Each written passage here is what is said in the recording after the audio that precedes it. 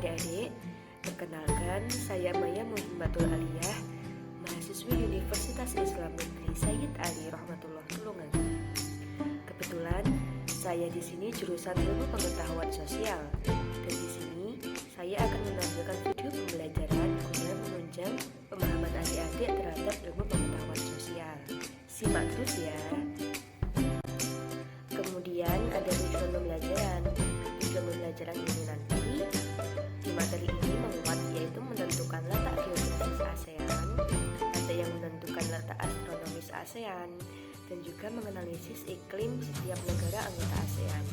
Serta dalam akhir materi nanti kita semua harus terampil menggambar sketsa peta negara anggota ASEAN. Itu saja dari tujuan pembelajaran. Next, materi selanjutnya.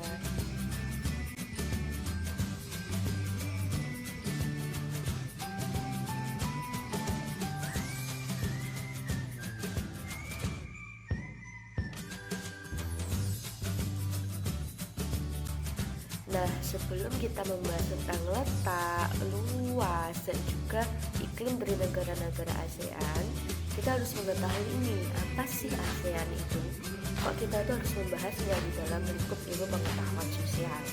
Nah, ASEAN ini adalah organisasi yang beranggotakan negara-negara di Asia Tenggara. Nah, yang mana ASEAN ini itu berdiri pada tanggal 8 Agustus 1967 di mana? Di Bangkok, Thailand. Nah, ASEAN ini beranggotakan 10 negara.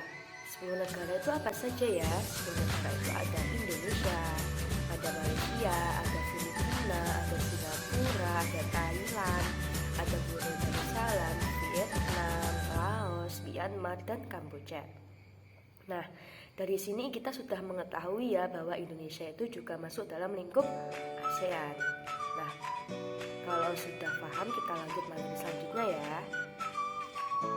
Selanjutnya kita membahas ke materi letak geografis negara-negara ASEAN. Nah, sebelum kita mengetahui negara-negara ASEAN letaknya di mana saja, kita juga harus mengetahui apa sih letak geografis itu. Letak geografis itu adalah letak yang menunjukkan suatu daerah dilihat dari kenyataannya di bumi. Jadi sudah jelas ya dari penjelasan ini. Kemudian lanjut negara-negara ASEAN. Negara-negara ASEAN itu sebagian besar itu memiliki wilayah laut dengan luas sekitar 5.060-100 km. Nah, adapun luas wilayah daratannya kurang lebih yaitu sekitar 4.817.000 km. Jadi jika dilihat dari wilayah laut dan luas wilayah daratan sudah cukup jelas ya dari negara ASEAN. Kemudian lanjut ke berdasarkan letak geografis. Nah, ASEAN ini berdasarkan letak geografisnya itu terletak di antara 2 samudra dan 2 benua. Kita tentu sudah tidak asing ya dari 2 samudra dan 2 benua ini, yaitu 2 samudra tersebut yaitu adalah Samudra Hindia dan Samudra Pasifik. Sedangkan 2 benua itu yaitu benua Asia dan benua Australia. Oke, dari sini sudah paham ya, kita lanjut ke materi selanjutnya.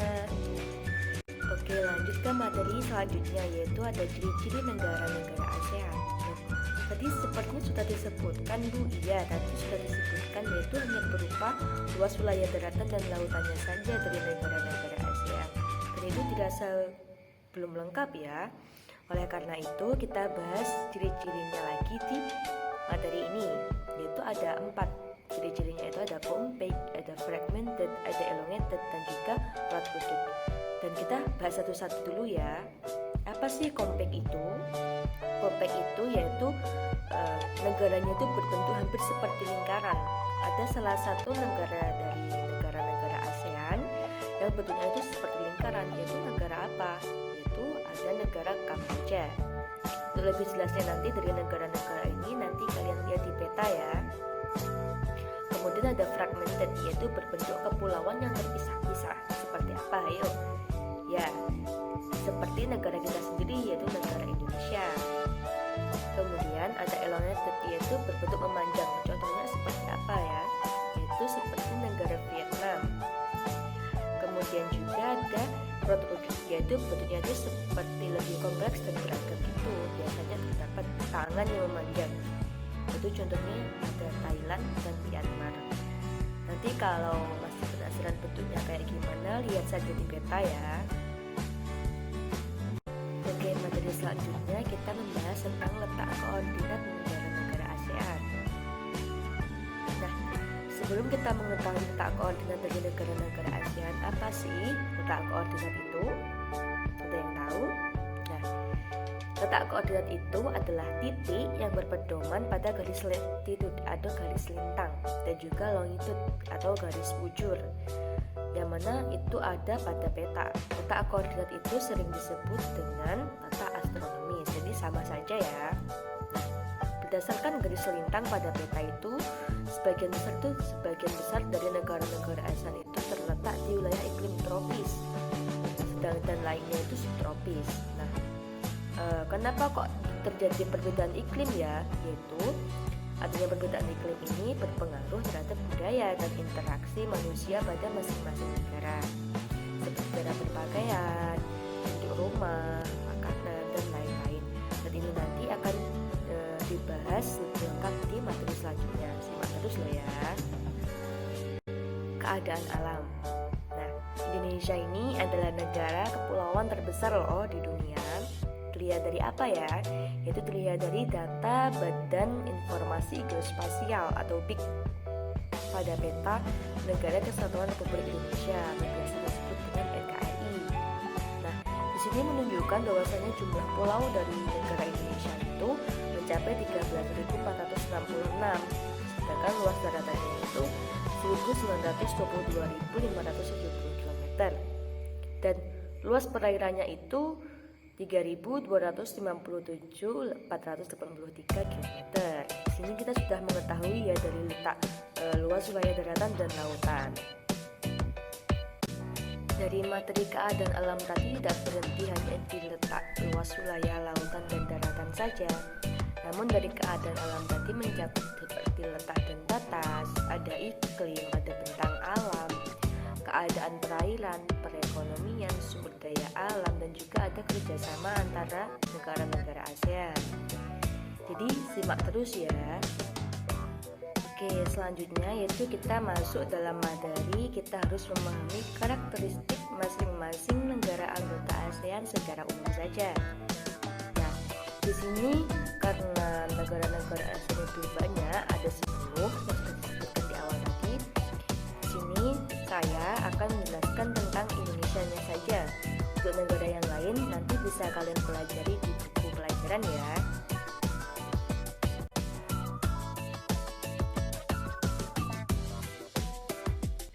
Oke, di sini kita masih membahas tentang keadaan alam yang ada di Indonesia atau negara kita sendiri, yang membahas tentang keadaan alam dilihat dari letak dan batas.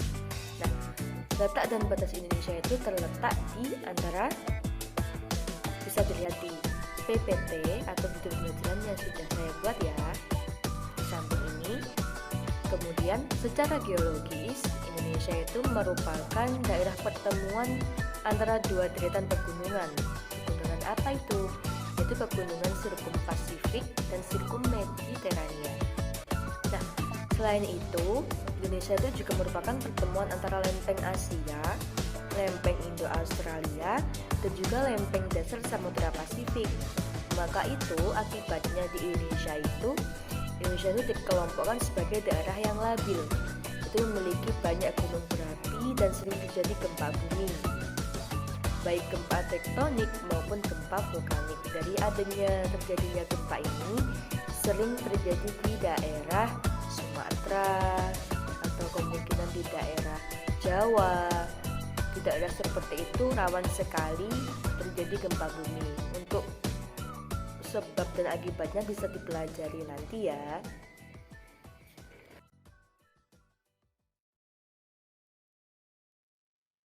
Iklim Indonesia itu beriklim tropis karena Indonesia terletak di antara dua garis balik, yaitu 23,5 derajat lintang utara sampai 23,5 derajat lintang selatan. Oke, lanjut ke materi bentang alam. Nah, bentang alam di sini yaitu berupa pegunungan, dataran tinggi, dataran rendah, peneplain, dan juga depresi. Loh, kok ada depresi, Pak? Ya, depresi juga ada. Penasaran apa sih itu depresi? Kita bahas ke materi selanjutnya nanti ya.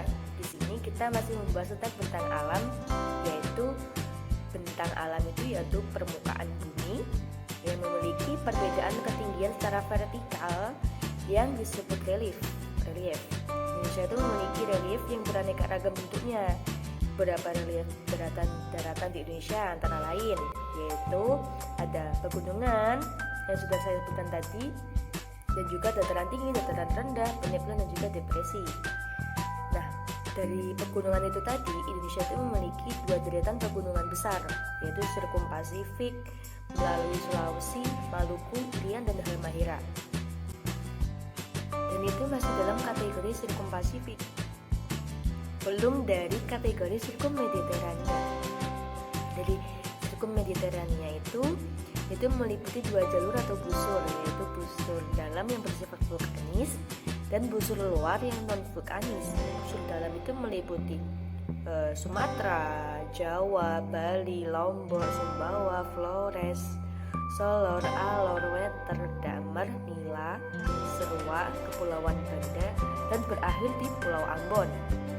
Kemudian dari busur luar atau busur non vulkanis yaitu melalui dari Pulau Sinilue, Pulau Nias, Pulau Batu, Pulau Mentawai, Pulau Enggano, dan kemudian tenggelam di sebelah selatan, yaitu ada Pulau Jawa, Pulau Sawu, Pulau Roti, Pulau Timur, dan ada Kepulauan Leti, Sermata, Kepulauan Barbar, Kepulauan Tanimbar, ada Kepulauan Watubela, Kepulauan Laut Serang, Manipa, Baru, dan pulau-pulau kecil sekitarnya. Nah, di sini Kepulauan Maluku itu merupakan daerah yang labil. Karena apa? Karena di Pulau Maluku itu merupakan pertemuan dua sirkum tersebut, yaitu Sirkum Pasifik dan Sirkum Mediterania. Tadi masih ingat dari letak dan batas tadi bahwasanya Indonesia itu merupakan negara yang labil. Karena apa? Yaitu tadi karena ada negara yang di negara tersebut merupakan pertemuan antara dua pegunungan itu tadi, yaitu sudah terjawab ya, dari itu tadi ada Kepulauan Maluku. Nah, dari pegunungan itu puncak tertinggi dari keseluruhan relief di Indonesia itu ada di Puncak Kartens yang ada di Gunung Jayawijaya di Papua dengan ketinggian 4.484 meter dari permukaan air laut. Materi selanjutnya yaitu ada dataran. Kita simak ya. Masuk dalam materi dataran. Dataran di Indonesia ada dataran tinggi dan juga ada dataran rendah. Dataran tinggi yaitu dataran di Indonesia yang terkenal antara lain dataran tinggi Dieng, dataran tinggi Magelang, Malang, dan dataran tinggi Bandung. Nah, dataran tinggi ini disebut juga dengan plato. Itu sebutannya bagi dataran tinggi ya. Kemudian kalau dataran rendah itu adalah bagian permukaan bumi yang tanahnya itu hampir rata. Nah, ketinggiannya itu sekitar 0 sampai 200 meter dari permukaan air laut. Nah, dataran rendah itu juga banyak dijumpai di daerah aliran sungai. Contoh dataran rendah di Indonesia adalah dataran rendah di Sumatera bagian timur dan Jawa Barat bagian utara. Itu saja dari dataran tinggi dan dataran rendah. Untuk selanjutnya kita lanjut ke peneplain. Apa sih peneplain itu? Yaitu daerah yang semula berelief kasar atau berelief kasar, namun karena adanya proses perombakan batuan atau lapisan atas permukaan bumi oleh tenaga dari luar bumi atau eksogen. Kalau tenaga dari dalam bumi itu endogen ya. Tapi di sini kita sebutkan bahwasanya dalam materi itu tenaga dari luar bumi eksogen, yang mana itu berlangsung lama sehingga bentang alam itu sisanya itu berubah menjadi relatif datar, disebut dengan peneplain. Nah, sisa-sisa permukaan bumi hasil erosi yang berbentuk batuan yang menonjol juga disebut dengan manetlock, yaitu ditemukan di beberapa tempat antara lain di Pulau Bangka dan Belitung. Untuk selanjutnya kita lanjut ke materi tentang depresi. Loh, kok ada depresi ya, Kak? Nah, depresi di sini itu merupakan bagian permukaan bumi yang mengalami penurunan, sama dengan kita ya. Kita itu juga manusia itu juga kadang depresi juga. Depresi karena tugas, karena mungkin nggak bisa ngerjain tugasnya susah dan lainnya. Kita sering sekali loh ya depresi. Bukan hanya mahasiswa seperti saya, tapi juga kalian semua tentunya juga merasakan depresi. Nah, depresi di sini juga sama dengan kita, yaitu tentang bagian permukaan bumi yang mengalami penurunan, yaitu bentuk depresi yang memanjang disebut slang. Bentuk depresi yang memanjang itu disebut slang, sedangkan bentuk depresi yang membulat disebut basin. Nah, contoh depresi di daratan Indonesia ada depresi Serayu yang memanjang dari Cilacap sampai Purwokerto sampai Wonosobo, dan depresi Lembah Semangkok yang memanjang dari utara Pulau Sumatera hingga selatan Pulau Sumatera. Nah, itu dari depresi. Berikut ada beberapa contoh relief dasar laut di Indonesia sebagai berikut. Ada palung laut, ada lubuk laut, punggung laut, gunung laut, ambang laut, dangkalan. Gak ada ya anjing laut di sini karena kita itu membahas tentang ilmu pengetahuan sosial. Jadi untuk tentang hewan-hewan atau tumbuhan-tumbuhan mungkin bisa dibahas di ilmu pengetahuan alam, gitu ya. Untuk pengertiannya itu bisa kita ketahui di buku yang sudah kalian pegang. Itu saja ya. Kemudian masuk ke materi keadaan perairan. Keadaan perairan. Perairan ini merupakan bagian terbesar dari luas wilayah Indonesia, yang mana itu meliputi ada laut, ada sungai, ada danau, dan juga air tanah. Tahukah kalian bahwa laut Indonesia itu kaya dengan berbagai jenis ikan dan hasil laut lainnya? Nah, dari berbagai jenis ikan tersebut banyak dijumpai pada laut transgresi dengan kedalaman kurang dari 200 meter. Letak laut transgresi ini meliputi bagian barat paparan Sunda dan juga bagian timur atau disebut dengan paparan Sahul. Nah, hasil laut seperti teripang dan mutiara itu banyak sekali itu ya dijumpai pada laut bagian tengah sebagai hasil proses imigrasi. Untuk terkait materi tentang laut transgresi dan juga inskresi kita bahas di pertemuan secara langsung ya. Nah, secara umum sumber air yang sungai-sungai itu berasal dari air hujan sehingga disebut sungai hujan atau sungai periodik. Itu secara umumnya ya. Nah, tapi dari beberapa sungai yang lain sumber airnya itu berasal dari salju. Ada ya? Ada. Yaitu dan air hujan yang disebut dengan episodik seperti sungai Membramo dan sungai Digul di wilayah Papua.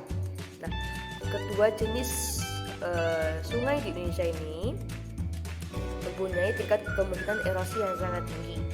Beberapa sungai di pulau-pulau besar seperti Sumatera dan Kalimantan dapat dilayari dengan alat transportasi air seperti perahu, speedboat, dan kapal. Contohnya ada sungai Musi di Sumatera dan sungai Barito di Kalimantan. Dan ini ketika sungai itu sudah bisa ditransportasikan dengan perahu, speedboat, dan kapal, juga bisa ditunjang dengan wisata. Nah, dari adanya wisata nanti akan menunjang perekonomian masyarakat atau penduduk yang ada di sekitar wilayah tersebut. Nah, terkait penduduk itu akan dibahas setelah keadaan perairan ini nanti ya. Nah, kemudian kita lanjut membahas tentang danau. Jadi dari perairan tadi ada sungai, ada danau. Nah, danau di sini di Indonesia itu pada umumnya menjadi tempat penampungan air. Namun selain itu digunakan juga sebagai pembangkit tenaga listrik, tempat rekreasi, irigasi, dan perikanan darat. Nah, kalian tahu gak danau-danau itu di Indonesia itu ada danau apa saja? Oke, mungkin ada Danau Toba yang paling terkenal. Danau Toba, Danau Tawuti, Sentani, Danau Poso, Mantana, Danau Ranau, Danau Laut Tawar, Danau Singkarak, Danau Maninjau, dan Danau Tempe. Itu semua dari letak-letak danau tersebut akan kita ketahui di materi selanjutnya atau di pertemuan secara langsung nanti ya. Kemudian kita masuk ke materi penduduk. Nah, jumlah penduduk di Indonesia ini pada tahun 2015 itu sekitar 225,7 juta jiwa. Pada tahun ini rata-rata itu tingkat kepadatannya itu mencapai 475 jiwa dengan tingkat pertumbuhan min 0,1% per tahun. Nah, kenapa kok pertumbuhannya seperti itu ya? Karena dalam tahun itu terjadi penurunan. Penurunannya ini tidak terlepas dari suksesnya program keluarga berencana atau KB yang dicanangkan pemerintah. Nah, sebagian besar penduduk Indonesia itu tinggal di Pulau Jawa, disusul Sumatera, Sulawesi, dan Kalimantan. Wow, ini pulau-pulau ini adalah pulau yang rawan terjadi gempa loh ya. Nanti kita bahas ke pertemuan selanjutnya atau pertemuan secara langsung untuk terkait kelengkapan materi ini. Nah, kemudian lanjut dari kepadatan penduduk. Di sini Indonesia itu pernah mengalami kepadatan penduduk yang tidak merata. Ya, penyebarannya itu sangat timpang gitu loh. Yang komposisi penduduk yang itu sebagian besar itu berusia muda. Terbatasnya lapangan pekerjaan, kurangnya penguasaan teknologi, dan jumlah penduduk yang besar menjadi masalah kependudukan di Indonesia. Maka itu Indonesia itu disebut juga dengan kepadatan yang tidak merata pada tahun tersebut. Kemudian dari lapangan kerja yang dianggap semakin sedikit dan tingkat persaingan yang tinggi mengakibatkan itu banyak dari penduduk Indonesia itu banyak mengadu nasib. Beda dengan kita itu mengadu nasib karena keluhan kita karena tugas. Sedangkan kalau di sini itu di penduduk Indonesia itu mengadu nasib ke negara-negara yang lain, yaitu seperti negara Malaysia, kawasan Timur Tengah, Korea, dan Singapura. Nah, selain itu ada etnis Jawa yang merupakan suku bangsa dengan penduduk paling banyak, kurang lebih 45% di Indonesia. Hampir di setiap pulau itu ditemukan bahwasanya orang-orang itu keturunan Jawa. Berikutnya adalah suku Sunda, suku Madura, dan sisanya itu suku bangsa lain. Nah, dalam berinteraksi, rakyat Indonesia itu menggunakan bahasa Indonesia yang berakar dari bahasa Melayu dan juga sebagai bahasa resmi. Nah, untuk bahasa keseharian, setiap suku bangsa menggunakan bahasa sukunya masing-masing atau biasa disebut dengan bahasa ibu. Kemudian sebagian besar rakyat Indonesia itu memeluk agama Islam, yaitu 88% dari jumlah penduduk. Nah, banyak ya dari negara kita itu beragama Islam. Kemudian lanjut dari materi ke perekonomian Indonesia kita itu seperti apa ya? Dalam perekonomian itu Indonesia itu mengekspor mengandalkan sektor minyak dan gas atau migas serta hasil sumber daya alam itu berupa bahan-bahan mentah seperti hasil hutan, berupa kayu, rotan, karet, dan lain-lain. Sedangkan tekstil, kemudian ada serta hasil pertanian dan perikanan, ada beras, ada udang, dan hasil laut lainnya. Adapun untuk impor utamanya berupa perkakas industri, farmasi, dan kimia, barang-barang elektronik, dan juga otomotif. Nah, laporan perkembangan ekonomi Indonesia atau ekonomi dunia itu dari IMF dan National Monetary Fund menunjukkan bahwa pertumbuhan ekonomi Indonesia itu mencapai 4% pada tahun 2013. Pertumbuhan ini itu mengalami fluktuasi dari setiap tahun karena faktor ekonomi dunia atau karena sensitifnya respon pasar atau kebijakan ekonomi. Contohnya ini seperti pada tahun 2015, pertumbuhan ekonomi dunia itu melambat karena mengakibatkan turunnya harga-harga sejumlah komoditas Indonesia salah satunya, dan itu memperkecil peluang-peluang baru. Akan tetapi di sini itu pertumbuhan yang mengecil ini dapat berbalik arah jika investasi di negeri kita itu semakin ditingkatkan, termasuk juga iklim investasinya. Itu dari perekonomian. Kita lanjut ke sumber daya alam. Di sini kita masuk ke sumber daya alam. Nah, apa saja sumber daya alam yang dihasilkan dari negara kita? Tentunya ini sangat kaya ya. Nah, sumber daya alam Indonesia itu terutama itu berupa hasil tambang, pertanian, dan bahan baku industri. Nah, hasil tambang itu utamanya itu ada minyak bumi di Pulau Sumatera, terutama di Aceh, Riau, dan Muara Enim. Kemudian Dan di Pulau Jawa itu ada Cepu dan Surabaya. Di batubara, di penghasil batubara itu ada di Pulau Kalimantan, timah di Pulau Bangka, Singkep dan Riau Daratan. Sedangkan biji emas ada di wilayah Papua, biji besi ada di Cilacap, Lampung dan Derawan, intan di Martapura, Kalimantan Selatan. Nah, adapun hasil pertaniannya ada berupa padi, jagung, kelapa, tebu, pisang, serat, tembakau dan nanas. Sumber daya alam yang dimiliki Indonesia itu sangat banyak, maka dari itu banyak sekali negara-negara dunia itu menjajah Indonesia seperti Portugis, Spanyol, Jepang, Belanda karena tergila-gila atau ingin mendapatkan rempah-rempah atau hasil dari sumber daya alam yang kita miliki. Oleh karena itu, kalau negara kita itu mempunyai banyak sumber daya alam, kaya akan sumber daya alam, maka kita harus apa? Kita harus menjaganya. Kita pun boleh menggunakannya, tapi kita harus mengetahui batasan-batasannya. Oke, lanjut ke materi kerjasama. Dari materi kerjasama, Indonesia itu kerjasamanya itu berlangsung secara bilateral, regional, dan juga multilateral. Nah, kerjasama bilateral atau kerjasama dengan satu negara lain itu pada umumnya itu Indonesia itu menitik beratkan pada sektor ekonomi berupa ekspor dan impor. Contohnya, Indonesia itu mengekspor hasil hutan seperti kayu dan bahan tambang ke Jepang. Kemudian sementara itu Jepang mengekspor barang-barang elektronik dan otomotif ke Indonesia. Jadi ada feedbacknya gitu ya, ada hubungan timbal balik. Nah, kemudian ada kerjasama dalam satu kawasan atau regional dengan negara lain. Dalam suatu wadah organisasi terlihat melalui ASEAN dan APEC. Nah, kerjasama Indonesia dalam ASEAN ini meliputi berbagai bidang sesuai latar belakang ketika 5 negara menyatakan untuk membentuk organisasi ASEAN seperti ekonomi, budaya, pertahanan, dan juga sosial. Kemudian dari kerjasama itu ada di bidang ekonomi.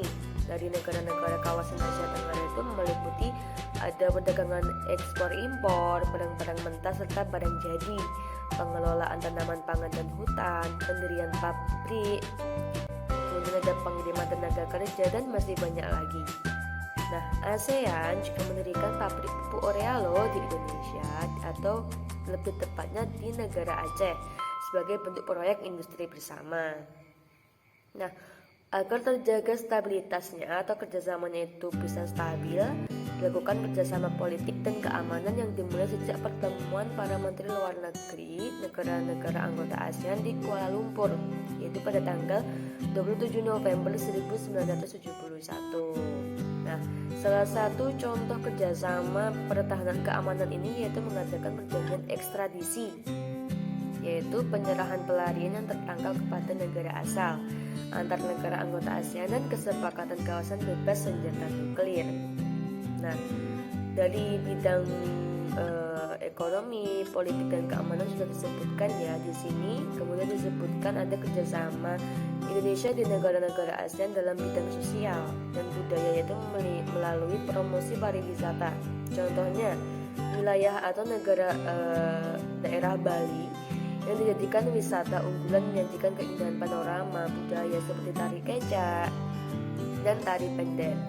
Dan wisata kuliner, selain itu Indonesia itu mengekspor kerajinan seni ukir kayu seperti kerajinan mebel dari Jepara ke beberapa negara di Asia Tenggara seperti Thailand dan Malaysia dan lainnya. Nah, menariknya itu sejak tahun 2009 itu United Nations Educational, Scientific and Cultural Organization atau UNESCO mengukuhkan bahwasanya batik itu sebagai World Heritage atau warisan budaya dunia yang membuat batik terkenal di mancanegara khususnya di Asia Tenggara. Wah, itu perlu diapresiasi sekali ya dari negara kita. Kemudian selanjutnya ada kerjasama antara Indonesia dan berbagai negara itu dilakukan dengan organisasi internasional yang terdiri atas beberapa negara. Contohnya, selain di kawasan regional, ada juga kerjasama dalam organisasi lain, yaitu seperti OPEC, Gerakan Non-Blok atau GNP dan PBB. Oke, dari sekian dari materi yang sudah saya jelaskan tadi, mulai dari letak, luas dan juga iklim sampai ke kerjasama. Ini nanti materi ini nanti selanjutnya akan dibahas ke video pembelajaran dan materi selanjutnya. Nah, mungkin itu saja dari video pembelajaran yang saya tampilkan hari ini ya adik-adik. Semoga bisa membantu pemahaman adik-adik dan juga menginspirasi adik-adik, dan serta dapat membuat adik-adik itu berinisiatif belajar sendiri di rumah. Kita kan gak selalu bertemu ya adik-adik, kita juga perlu tugas-tugas yang lain atau kemudian kepentingan-kepentingan yang lain yang tidak selamanya saya itu ada untuk adik-adik. Oleh karena itu video pembelajaran ini saya tujukan ke adik-adik untuk menunjang pemahaman adik-adik terhadap pengetahuan sosial. Mungkin tidak banyak, tetapi dari ini nanti saya harap kalian bisa memahami, mengerti, dan juga mencari jawaban atau mungkin keponya adik-adik itu bisa diselesaikan sendiri, mencari sendiri dan menemukan sendiri jawabannya. Atau mungkin kalau belum jelas terhadap materi yang saya buat atau video pembelajaran yang saya buat, bisa langsung bertanya. Oke, terima kasih sudah mendengarkan sampai detik ini. Saya Maya Muhammadul Alia undur diri. Sekian, wassalamualaikum warahmatullahi wabarakatuh.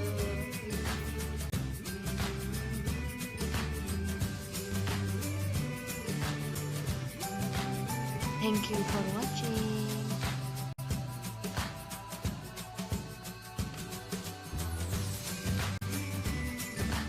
Jangan lupa